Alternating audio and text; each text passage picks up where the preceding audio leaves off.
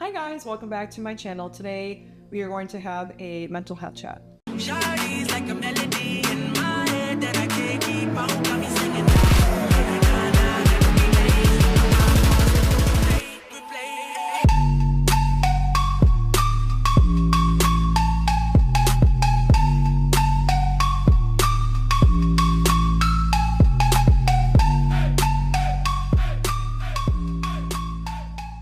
BetterHelp is a sponsor of this video, and they are on a mission to make starting therapy really easy. I started therapy when I was 14, I think 14 going on 15, and the primary reason of me getting into therapy was because my parents were going through a divorce, and that was kind of like my mom's way of being like, hey Miranda, I don't really know how to help you get through this, but I want you to see somebody else that maybe can help you. And so I started going to therapy around my hometown. It was about 10 minutes away from my house, and I really actually looked forward to it because I had this really nice man that was my therapist, and he made me feel seen, he made me feel heard, and he made me feel that even though he was a lot older than me, he made me feel comfortable and that I wasn't alone in this process of this divorce.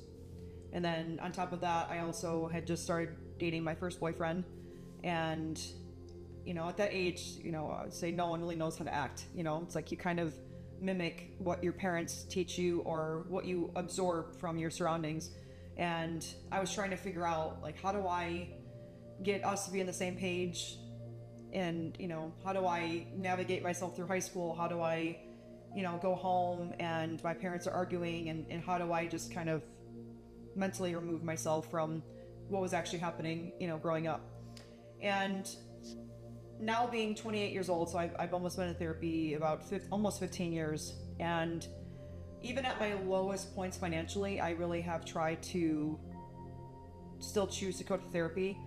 Many people would probably say, oh, therapy is, I don't need it right now, you know, but for me, it's really helped keep me alive, if I'm being completely transparent. To get started on your BetterHelp journey, all you have to do is click the link, fill out the questionnaire, and you'll be matched with a therapist within a few days. You can use my BetterHelp link, www.betterhelp.com/Miranda Cohen, and start your sessions 10% off for your first month. I think BetterHelp is a great resource to look into and to help get you started on your own self-awareness journey. I want to take away, or I would say I want to refrain from saying mental health journey, and I want to more so focus on self-awareness journey. As I've gotten older, I have definitely learned that the gym is not the answer or solution to how you feel mentally and emotionally about yourself.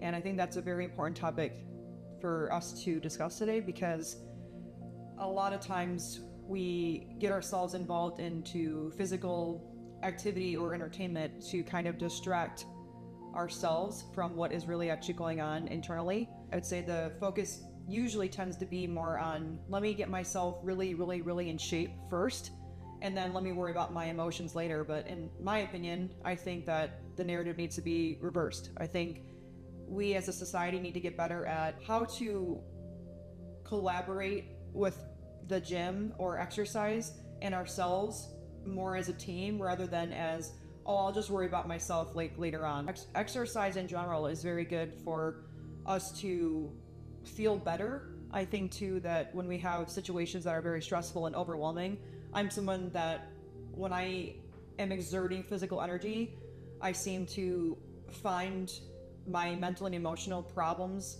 in my mind a lot faster. There are so many dopamine benefits from actually getting up, moving around, even taking a walk outside.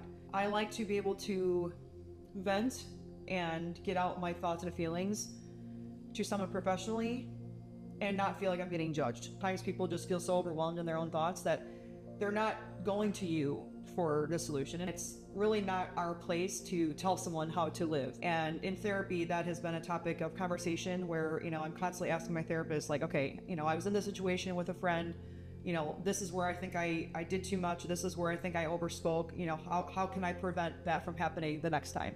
And it's a great place for me to ask questions. It's a great place for me to learn more about myself and honestly to find better solutions for myself. To me, therapy is more about how can I express myself? How can I better myself in this therapy session? How can I utilize this time to create a better me and better habits. It doesn't have to be more complicated than that. You know, like you can use therapy as a way to talk about your relationship. You can use therapy as a way to fix your relationship with your family. Sometimes going to therapy can actually help you find that solution for yourself a lot faster than you trying to spin your wheels and, you know, you're driving yourself nuts, and then, you know, you're calling your friend and venting, and, you know, and then sometimes people get sick and tired of you venting about the same scenario over and over again. Therapy is a great source of help, and this is why I wanted to do this video, and I was very excited to do this because I am all about bettering myself, and the more that I can help myself, the more that I can help you on your journey as well. So now I'm actually going to finish my energy drink, and we are going to head downstairs to do my leg workout.